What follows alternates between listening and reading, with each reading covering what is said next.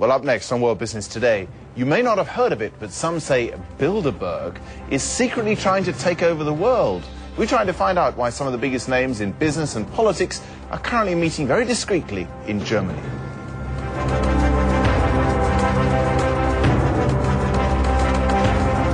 Conspiracy or cozy talking shop? The Bilderberg Group is meeting in South Germany this week, at least according to the Financial Times, which says a group of powerful men and women will debate the future of the world. The paper says the steering committee of Bilderberg includes Deutsche Bank boss Josef Ackermann, Nokia CEO Jorma Ollila, Daimler Chrysler's Jürgen Schrempp, and outgoing World Bank President James Wolfensohn. I asked Jon Ronson, who has written about Bilderberg, what it really is. Bilderberg is a meeting of powerful centrist industrialists and politicians. They always meet in secret once a year in a five-star hotel with golfing facilities, and they've taken on the image for conspiracy theorists of the fabled shadowy cabal that secretly rules the world. Are they? Well, yes and no. I mean, they're a bunch of powerful people. They meet in secret. They say we meet in private, which isn't quite the same thing, is it? It's not quite the same thing. I do think that, by and large, many members of the Bilderberg Group actually see themselves in much the same way as the conspiracy theorists see them, as this shadowy cabal out to, if not to rule the world, but to influence world events. What would they see as their purpose then? I mean, presumably it's a good get-together of powerful people. They don't often get a chance to meet away from the glare of the press. One could understand why they might want to have a private chat. Yeah, and that's certainly got something to do with it.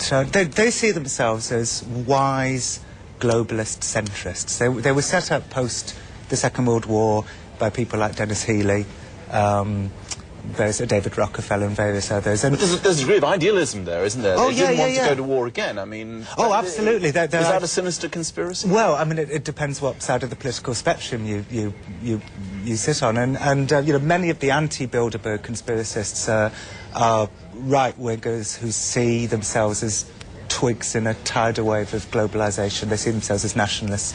And they think the idea of a world government, which is what Bilderberg is into, by and large, the idea of a one-world community, a new world order. You know, they see that as... They see themselves as a government as opposed to a group of world leaders or people with influence at a global level who are talking about global issues, do they? They see themselves as headhunters. They'll get an up-and-coming politician who they think may be president or prime minister one day, and as globalist industrialist leaders who believe that politics shouldn't be in the hands of the politicians, they try and influence them with wise words in the corridors outside the sessions. Should they be more open? I mean, should they come and sit here and do an interview with me and explain what they're doing, or talk after their meeting about what they've decided, even if they don't invite us along as journalists beforehand or during? Well, Bilderberg's secrecy, I think, harks back specifically to Henry Kissinger, who, you know, in quite a silly way, I think, loves the idea of being this shadowy, secret figure. And it was Kissinger, as a founder member of Bilderberg, who had this idea to be this kind of